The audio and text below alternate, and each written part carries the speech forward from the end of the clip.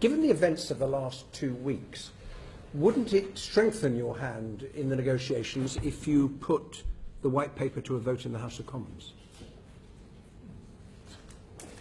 I think what is important is that we have set out what the government's position is, that we have got through particularly important legislation in the House of Commons. Getting the EU Withdrawal Act on the statute book was a very important step in the process of withdrawing from the European Union. We've put the white paper, we've published the white paper, we have begun discussing that at the EU level, and we continue. These are negotiations. You can't constantly be setting out where we are in those negotiations. As I said, we're not going to do a running commentary on the negotiations. What is important is that this is the government's position, that's been put forward, and it has been, as we have seen in things through like the Withdrawal Act, in some of the other pieces of legislation we've put through in planning for our future in relation to being outside the European Union. The European Commission and the European Union leaders have seen the strength of our determination on this. Well, we know, Prime Minister, it's the government's position, self-evidently. The question was whether it's Parliament's position. And isn't the problem is that everyone else watching what's going on here, including those with whom we're negotiating, is wondering whether, in fact, your proposals have the support of Parliament, and doesn't that make your job more difficult? We have been very clear that these are the proposals that the government is bringing forward. These are the United Kingdom's proposals that we're taking forward, and that is being engaged with by the European Commission. Okay. Now, can you remind us how much the government is spending on preparing for a no-deal outcome? Well, the Treasury set aside over a period of 2 years the sum of £3 billion to prepare for preparatory work, and that was allocated at the spring statement. My right honourable friend, the Chancellor of the Exchequer, explained the allocation for 2018-19 among departments. So, for example, as you might imagine, DEFRA is the department that has 310 million allocated to it for that year. HM Revenue and Customs, 260 million. Home Office, 395 million.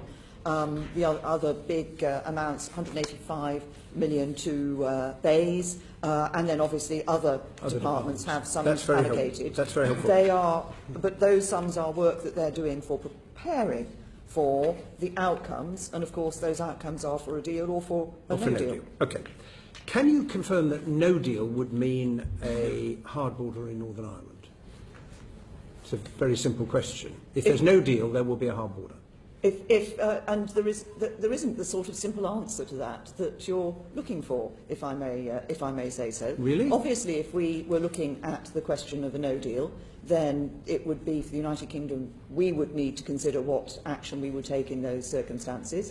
The Irish government and the European Commission would need to consider what action they would take in those circumstances. But you've put a huge amount of effort, including in your white paper, into coming up with a proposal to avoid a hard border, presumably precisely because, as you said to the House of Commons on the 9th of July, the friction-free movement of goods is the only way to avoid a hard border between Northern Ireland and Ireland. And therefore, if there's no deal, there can't be friction-free movement of goods. Therefore, there would be a hard border, wouldn't there? If there is no deal, there would be decisions for the United Kingdom government to take about the action that it was taking at its borders. The European Commission is very clear that if there is no agreement in relation to customs arrangements, then there have to be checks at the border. But as I say, when you come to a circumstance, whatever the circumstances were, we would obviously need to look at the situation in which that deal was being put into place, the arrangements in which that lack of a deal was being put into place, and so forth. But we're talking about no deal. You've just acknowledged that the Commission has said that checks would have to be put into place on the European side. Therefore, there would be a hard border, and that would be the consequence of no deal. I suppose the question is, why would that be worth it? Because you've often said we're prepared to contemplate no deal, although you don't want that outcome.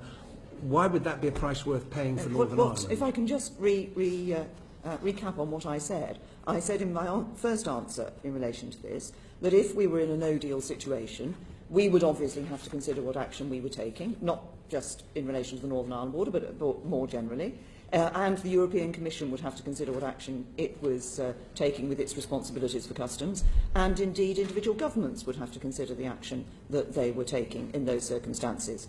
As I've said, the as you know, the proposals that the European Commission have put forward so far have been based on the assumption that if you don't have that frictionless trade, there is that border in place. What I'm saying is, if we were in the circumstances of no deal, then all the parties concerned would have to consider what action they would take. But you asked me about the fact that I have said no deal is better than a bad deal. I think that is, I remain by that. I think that is right. I think a bad deal, which effectively, for example, as some have suggested, that we would be prepared to pay any price for something, I think that would not be a good deal for the United Kingdom. You've always been very clear about that, Prime Minister. Now, there was nothing new in the White Paper on the backstop proposal for Northern Ireland, and as you know, the absence of an agreement on a backstop is currently holding up the withdrawal agreement. Now, will you be proposing that the common rule book with the EU, which you have now embraced in the White Paper, will also apply to the backstop, thus filling in the gap that you identified when you published your backstop proposals? You said we'll need something on regulations. You've now proposed a common rule book. Would you apply that common rule book to the backstop proposal? We, as you correctly say, we have not yet finalised the discussions that we are having with the European Union on the backstop and the description of that backstop within the withdrawal agreement. Those negotiations continue.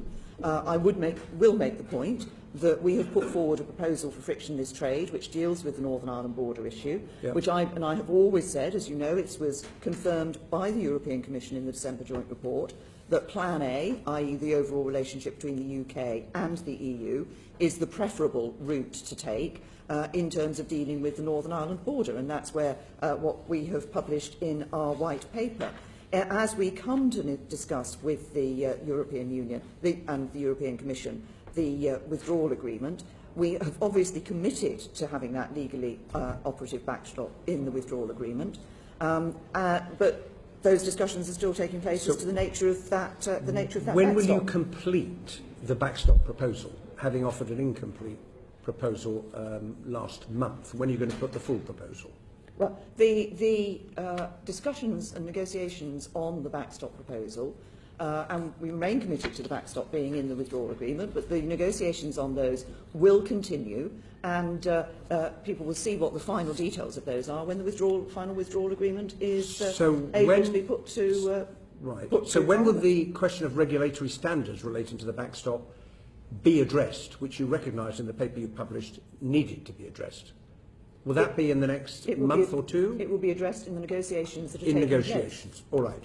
Now, if Parliament were to choose to diverge from the common rule book, and the common rule book was applying to the backstop, then wouldn't that in effect mean a return to checks on the border in Northern Ireland if there was any divergence? And if that's the case, doesn't it mean that in practice Parliament can't diverge from the common rule book? No, can it? Parliament will be able to make a decision as to whether to diverge from the common rule book. There's a whole set of processes. I mean, if it is the case that if the European Union were to put forward a change to part of those rules, then there would be a process of determination as to whether that first of all affected the agreement that had been entered into, or whether it was not material to the agreement that had been entered into. Then secondly, there would be a consideration from the UK side, and we set out in the white paper a number of proposals about parliamentary involvement in that, about how that would be addressed. The question would, as I say, initially be discussed in the joint committee as to whether this was in scope. We would then look to see the degree of change that was relevant in relation to the EU's new rule. Parliament would then look at that. Parliament would, in considering this, Prime Minister, look at the operation of the We've read that in the white paper, and we understand how the system would work. Well, in that case, then what I'm going through is what you understand. But when Parliament came to its decision, Parliament would take into account a number of aspects of the operation of the future relationship. Fine. And they would also, of course, include commitments to Northern Ireland. Okay. And finally, from me, can you confirm that your proposed facilitated customs arrangement, assuming it's agreed by the EU, will be ready to go by December 2020? The majority of what is required for this facilitated customs arrangement will definitely, as we've indicated, be in place by December 2020. There is a question as to the speed with which the repayment mechanism would be in place. And there's been, so far, the suggestion is that that could take longer to be put into place.